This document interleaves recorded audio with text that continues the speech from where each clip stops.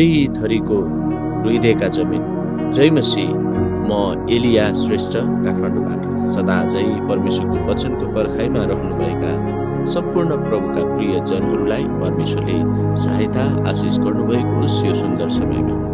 आज हामी थरीथरीका रुइदिएका जमिनहरूको विषयमा मत्ती रचित सुसमाचार 13 अध्याय पुरैलाई हामी हेर्नेछौँ। विशेष गरिकन एक पदबाट हामी 23 पदसम्म हेर्नेछौँ। यहाँनिर चाहिँ बिउ छर्नेको दृष्टान्त पनि भनेको छ। म चाहिँ यसलाई थरीथरीको हृदयको जमिन भनेर भन्ने गर्छु, किनभने हाम्रो हृदयको जमिन कस्तो छ यहीँबाट नै थाहा हुन्छ। यहाँ हामीले आज हाम्रो मण्डलीसँग केही कुराहरू अथवा हाम्रो मण्डलीमा भइपरि आएका हामीले देख्दै गरेका केही कुराहरूसँग हामी मूल्याङ्कन गरौँ। मण्डलीमा धेरै मानिसहरू आउने जाने गर्दछन्, कोही आउँछन् कोही जान्छन्। तिनीहरू विश्वासी कहलाइन्छन्, मण्डलीमा आउने सबैजना विश्वासी कहलाइन्छन्, तर तिनीहरूको व्यवहार मूल्याङ्कन गर्ने हो भने तिनीहरू प्रभु येशू र उहाँको वचन विश्वास गरेको जस्तो देखिँदैन। खराब जीवन जिइरहेका हुन्छन्। तिनीहरू मण्डलीमा उपस्थित त हुन्छन् तर मण्डलीको कुनै पनि काममा सक्रिय रूपमा सहभागी हुँदैन। तिनीहरू मन लगाएर परमेश्वरको वचन सुन्दैनन्, अरूको निम्ति प्रार्थना गर्दैनन्, अरूको सङ्गतिमा जाँदैन, उत्साह दिँदैन, सुसमाचार गर्दैन। बाल सङ्गति के हो उनीहरूलाई थाहै छैन, जवान सङ्गति पनि थाहा छैन, आमा दिदीबहिनी सङ्गतिमा सहभागी हुँदैन, सङ्गीत झुन्ड आदि कुनै पनि विशेष सङ्गतिमा अगुवालाई केही कुरामा सहायता गर्दैन, न त सहभागी नै जनाउँछन्। तिनीहरू मण्डलीमा सदस्य भएर पाहुना जस्तो भएर आउँछन्, रमिता हेरेर रमिते भएर रमिता हेर्न आएको जस्तो कहिलेकाहीँ लाग्दछ। मनोरञ्जनका लागि आएका हुन्छन्, तर प्रभु येशूले हामीबाट उहाँको राज्यको काममा सक्रिय सहभागिता चाहनुहुन्छ। रमिता हेर्न उहाँ कहाँ गएको उहाँ चाहनुहुन्न। येशू हामीबाट रमिता होइन, सहभागिता चाहनुहुन्छ। यसकारण प्रभु येशूले विभिन्न ठाउँहरूमा गएर अर्थात् घरबाट निस्केर समुद्रको किनारमा जाँदा उहाँले ठुलो भिडमा पछि आइरहेको देख्नुभयो र उहाँलाई तिनीहरूलाई यो वचन सुनाउनु भयो। जमिनको विषयमा जब हामी मत्तीको पुस्तक 13 अध्यायको 3 देखि लिएर 9 पदसम्म हेर्छौँ, त्यहाँ यसरी लेखिएको छ। विशेष एकजना बिउ छर्न निस्क्यो, अनि यसरी छर्दा केही बिउ बाटोतिर परे र चराचुरुङ्गीले आएर ती खाइदिए। केही बिउ ढुङ्गेनी जमिनमा परे जहाँ धेरै माटो थिएन र गहिरो माटो नभएकोले ती छिट्टै उम्रे। तर जब घाम लाग्यो ती ओइलाए र जरा नभएकोले ती सुकिहाले। अरूहरू चाहिँ काँडाका बीचमा परे, तर काँडाहरू बढेर आए र तिनलाई निसासी दिए। अरू बिउ असल जमिनमा परे, कुनैले 100, कुनैले 60, कुनैले 30 गुणा फल दिए। जसको कान छ त्यसले सुनोस्। परमेश्वरको वचन आज हाम्रो बीचमा आएको छ। अनि यहाँनिर जब प्रभु येशूले यो वचन बोल्नुभयो, सुन्नेहरू सबैले बुझेनन्, यहाँसम्म कि उहाँका चेलाहरूले पनि बुझेनन्। अनि फेरि आएर उनीहरूले सोध्दछन्, प्रभु तपाईँले सबै कुरा किन दृष्टान्तमा बोल्नुहुन्छ? हामी चाहिँ केही पनि बुझेनौँ। अनि प्रभुले भन्नुहुन्छ, तिमीहरूलाई त स्वर्ग राज्यका रहस्यहरूको ज्ञान दिएको छ, तर तिनीहरूलाई भने दिइएको छैन।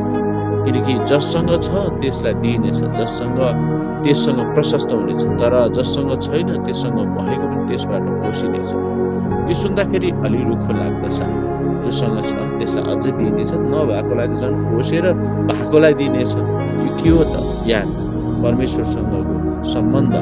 अनि यो कुरालाई हामीले हेर्दै गर्दाखेरि आज हाम्रो समाजमा पढे लेखेका र ज्ञानी बुद्धिमानी आफन्तहरू हाम्रो समाजमा हाम्रा मानिसहरू छन्। यिनीहरूले प्रभु येशू ख्रीष्टको सुसमाचार सुनेका छन् तर विश्वास गर्दैनन्। तिनीहरूलाई परमेश्वरको राज्यको बारेमा जति नै कुरा बताए तापनि ती सबै कुरा व्यर्थ हुन्छन्।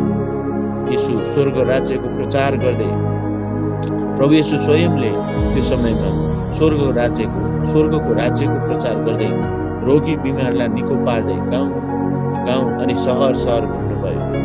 मत्ती 4:23 पदमा यो कुरा लेखिएको छ। तर मानिसहरूले उहाँको सुसमाचारमा विश्वास गरेनन्।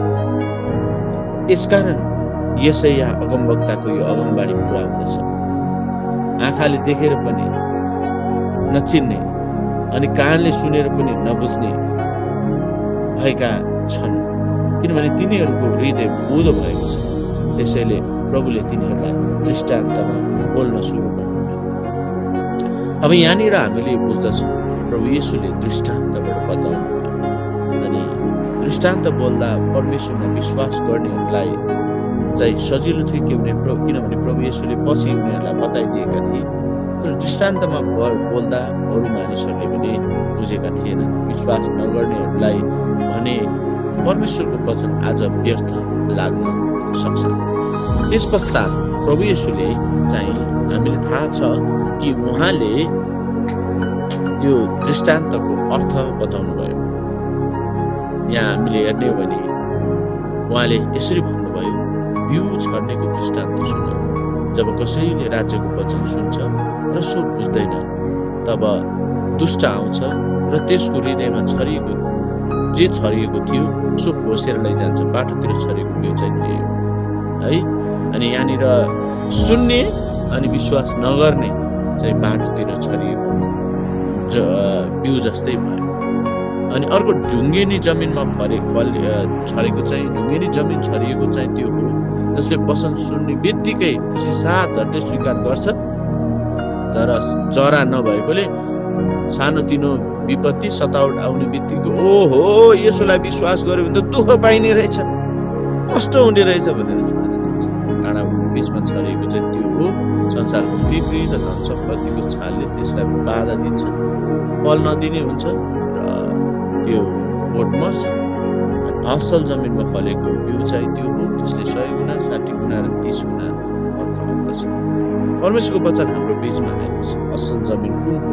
असल जमिन त्यो हो जुन गहिराइसम्म खनजोत गरिएको हुन्छ, त्यहाँको ढुङ्गा र काँडाघारीलाई हटाइएको हुन्छ, त्यहाँ प्रशस्तसँग मलजल गरिएको हुन्छ। यस्तो जमिनले मात्र 100 गुणा 60 गुणा र 30 गुणा फल फलाउन सक्छ। त्यसै गरी जमिनको मानिसको जीवनबाट परमेश्वरको वचनको फल फल्नको निम्ति उसको हृदयको गहिराइसम्म चिरिएको पर्दछ, अर्थात् हृदयको गहिराइसम्म परमेश्वरको वचन पुगेको पर्दछ। उसको हृदय तोडिएको हुनुपर्छ, उसको मुटु परमेश्वरको वचनले छेडिएको हुनुपर्छ, उसलाई ठुलो चोट लागेको हुनुपर्छ, उसले धोका खाएको हुनुपर्छ, पापले उसलाई पछाड पारेको हुनुपर्छ, शैतानले उसलाई गाँचेको हुनुपर्छ। कसैको हृदय छेडिएको छैन भने ऊ ढुङ्गेनी जमिन जस्तै उसको विश्वास धेरै दिन टिक्दैन। वचनको फल फल्नको निम्ति हृदय तोडिएको मात्र भएर पुग्दैन, त्यसमा भएका पापका काँडाहरू ढुङ्गाहरू पश्चातापद्वारा हटाउन आवश्यक हुन्छ। त्यति मात्र नभएर उसलाई संगतिको मलजल पनि आवश्यक पर्दछ। संगति निरन्तर आउने गर्नु तब मात्र उसले फल फलाउन सक्छ। ख्रिस्टलाई भन्दा परिवारलाई बढी महत्त्व दिने, ख्रिस्टलाई भन्दा कामलाई बढी महत्त्व दिने, ख्रिस्टलाई भन्दा आफ्नो व्यक्तिगत स्वार्थहरूलाई बढी महत्त्व दिने व्यक्ति, विश्वास महत्त्व दिने व्यक्तिको विश्वास छिट्टै निसासिन्छ, चाँडै निसासिन्छ। मूर्ख मानिस बाटो जस्तै हो जसको हृदयले परमेश्वरको वचनको महत्त्वलाई नै बुझ्दैन। तपाईको हृदयलाई कस्तो जमिनसँग आज तुलना गर्नुहुन्छ? तपाईको जमिन कस्तो खालको छ? के तपाईको हृदय परमेश्वरको वचनले तोडिएको छ? के त्यो पश्चातापी भएर छिया भएको छ? के त्यसले अथवा तपाईको हृदयले संगतिको महत्त्व बुझेको छ या संगतिको मलमपट्टि पाएको छ? यदि छैन भने आज यो कुरा छर्लङ्ग छ कि हामी असल जमिनमा परेको बिउ अर्थात् हृदयको असल जमिन हुन जरुरी छ। यसकारण आज हाम्रो परमेश्वरलाई भनौँ, प्रभु मेरो हृदय रूपी जमिनलाई तोड्नुहोस्, तपाईको वचनले मलजल गर्नुहोस् र तपाईको जीवनबाट फल फल्न सक्ने मेरो हृदयबाट र जीवनबाट फल फल्न सक्नुहोस्। वचन रूपी बिउबाट फल फल्न हृदय चाहिँ चिरिएको मलजल गरेको हुनुपर्दछ। अन्त्यमा हाम्रो हृदयको जमिन थरीथरीको यो हृदयको जमिनलाई परमेश्वरको वचन लगाइदियो भने, परमेश्वरको वचनको मलजल भयो भने, उहाँसँगको सङ्गति, उहाँसँगको समीपता, उहाँसँगको बस्नु मलजल भयो भने पक्का पनि धेरै फल फल्नेछ। आफैलाई जाँच्नुहोस्, तपाईँको केरी जमिन हो कि माटो असल जमिन हो कि या बाटोको छेउको जमिन हो कि खाडाको जमिन हो।